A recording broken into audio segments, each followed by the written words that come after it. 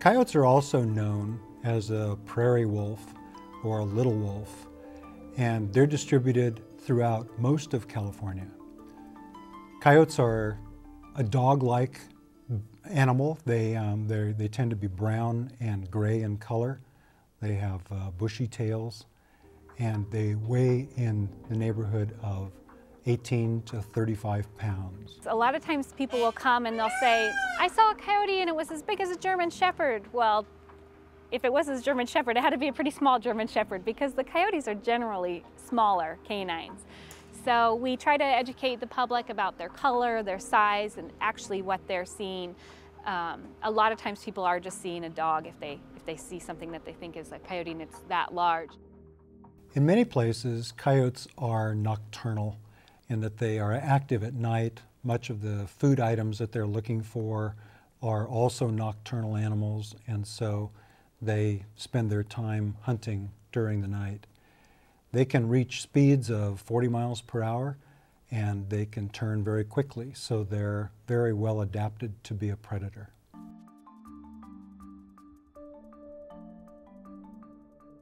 The coyote's in the dog family, and as such, it has a relatively long nose.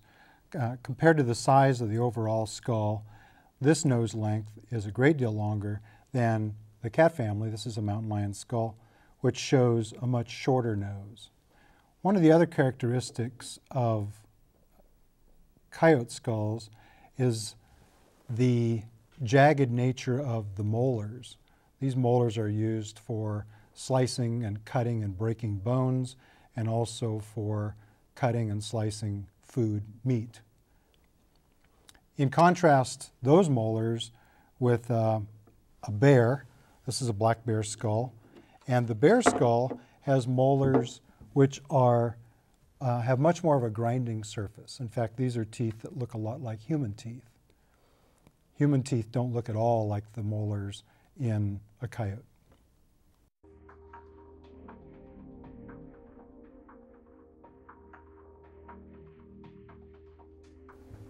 The track of a coyote could be confused with a bobcat track because they both have 4 toes.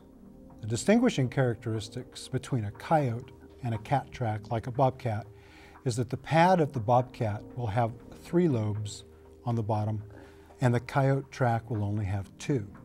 In addition, the track of the coyote almost always leaves marks where the toenails are, which are retracted in a cat, and the cat then seldom leaves any marks for toenails. Pups are born to coyotes in the spring, and the number of pups that a coyote will produce depends upon how much food is available. A female that's in really good shape may produce as many as 12 pups. In poor years, however, that same female may only produce 2 or 3 or 4 pups. So their population size will vary dramatically from one year to the next, depending upon the availability of forage and food items for them to eat. Coyotes have home ranges that vary from around 3 square miles to as many as 15 square miles, and that depends upon how much area is necessary in order for the coyote to have enough food to meet its nutritional requirements.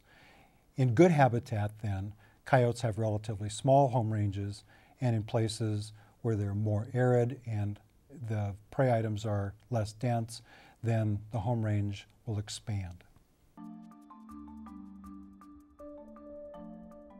Coyotes are what we would call a generalist consumer. They eat pretty much anything, and it depends on what's available as to what makes their diet. We feed these coyotes a variety of meats, including chicken, turkey, ground beef. We also feed them whole carcass, quail, rodents, and then also a variety of fruits and vegetables. And I don't think people really realize that. So we pick up a lot of coyotes in fruit orchards and areas that people have lots of fruit that's fallen off the trees. So coyotes will vary a great deal in what they consume depending upon what's available. The female coyote will teach her young to hunt, and they'll hunt together. And there are periods of time in the year where there'll be small groups of coyotes hunting together. Coyotes aren't actually a pack animal, so it's not a large group of unrelated animals that are working together. It's more a matter of a small, closely related group of coyotes where oftentimes there's a dominant female that's teaching some behaviors to subordinates or to youngsters. Oftentimes coyotes become a nuisance for people because oftentimes people don't understand that they're attracting coyotes.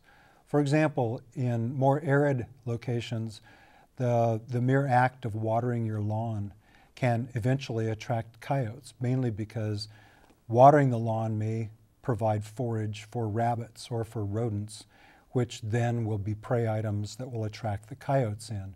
And before long, you have coyotes living down the street or under the abandoned house next door. Coyotes acclimate to people very well. And one of the things that they find as an interesting food item in and around people are especially house cats or small dogs. They become prey to coyotes. Coyotes will move in between houses and run along the tops of fences in order to move from one property to the next or to move long distances in a quick, short amount of time. We definitely get a lot of reports of human-coyote encounters, especially along the bike trails and things along the lake, and the coyotes are a little bit more habituated to humans, and we definitely teach the public how to be safe when you're out. If you have your dog, make sure they are on a leash, you have a stick or a whistle or something that could maybe frighten the animal away, but it is an issue that we are hearing more and more about.